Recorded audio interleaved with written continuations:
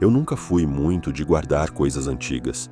Minha avó dizia que quem acumula memórias demais não dá espaço para o novo, e talvez por isso o sótão da casa dela sempre me causasse um certo incômodo. Era como se, lá em cima, o tempo não tivesse passado, um lugar estagnado. O carpete tinha o cheiro da década de 60. Os móveis estavam cobertos por lençóis amarelados e o ar era denso, pesado. Depois que ela faleceu, fiquei responsável por esvaziar a casa. Fui sozinho, numa tarde fria de outubro, com a ideia de terminar tudo em poucas horas.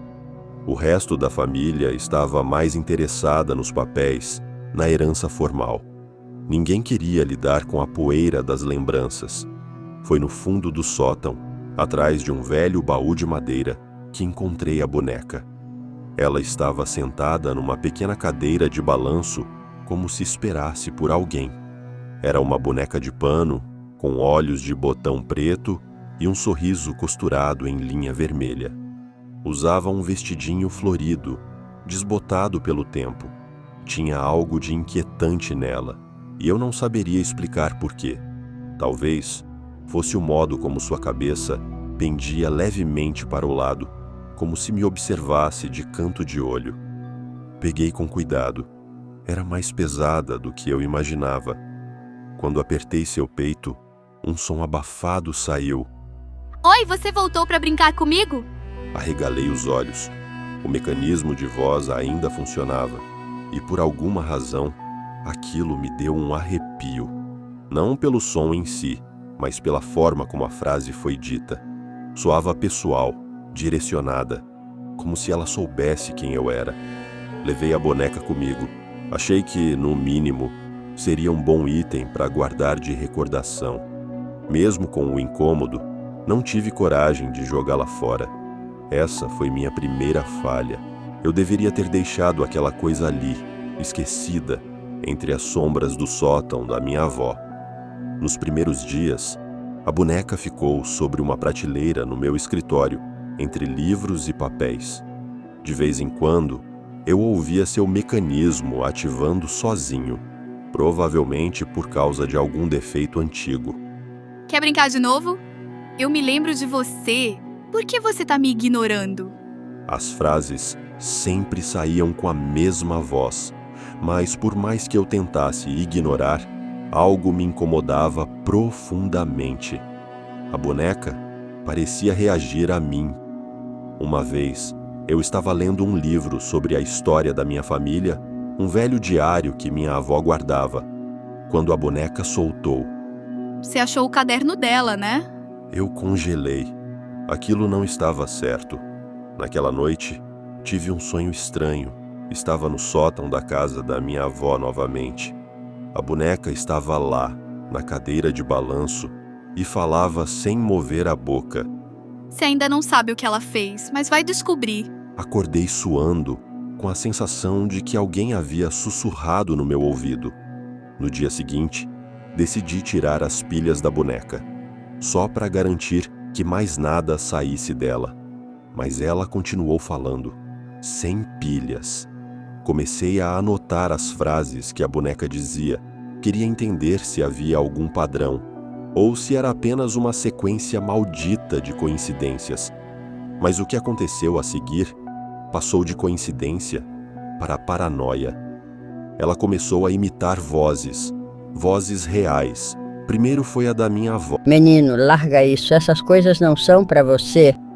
A frase vinha da prateleira, da boneca.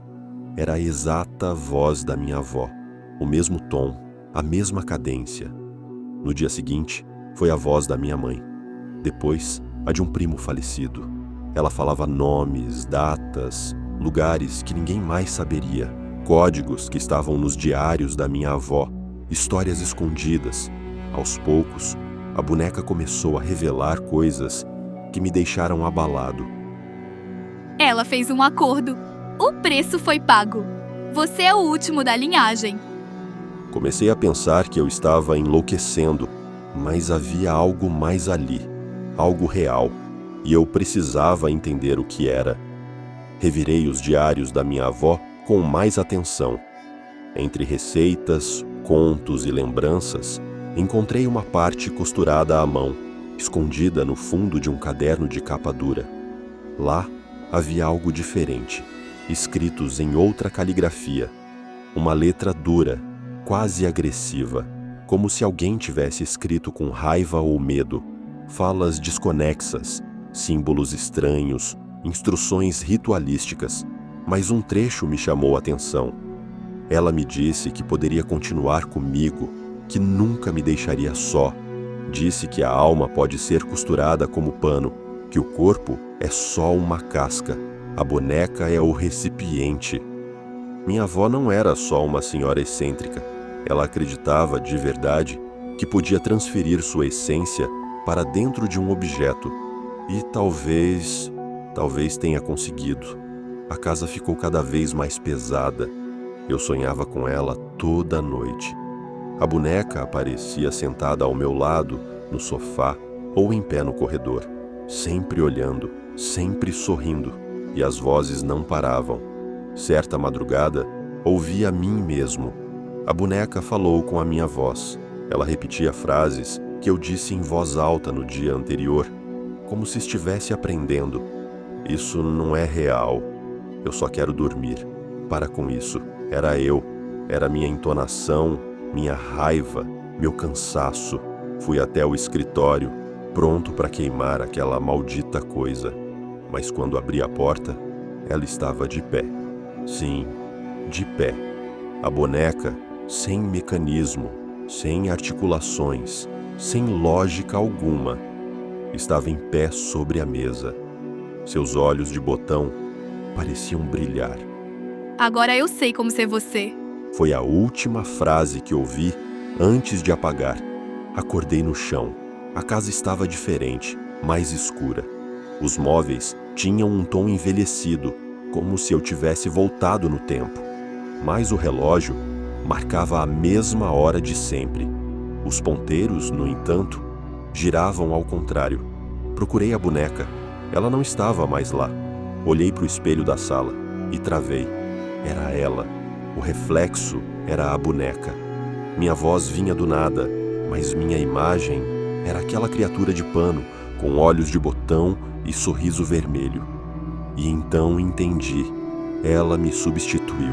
Hoje, quando tento falar, minha voz sai metálica, como se passasse por um tubo, como se fosse gravada.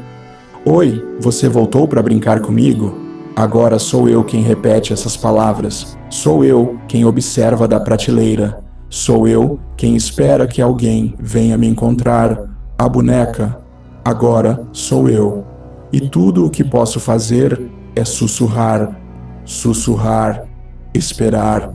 E talvez um dia ser ouvido por mais alguém.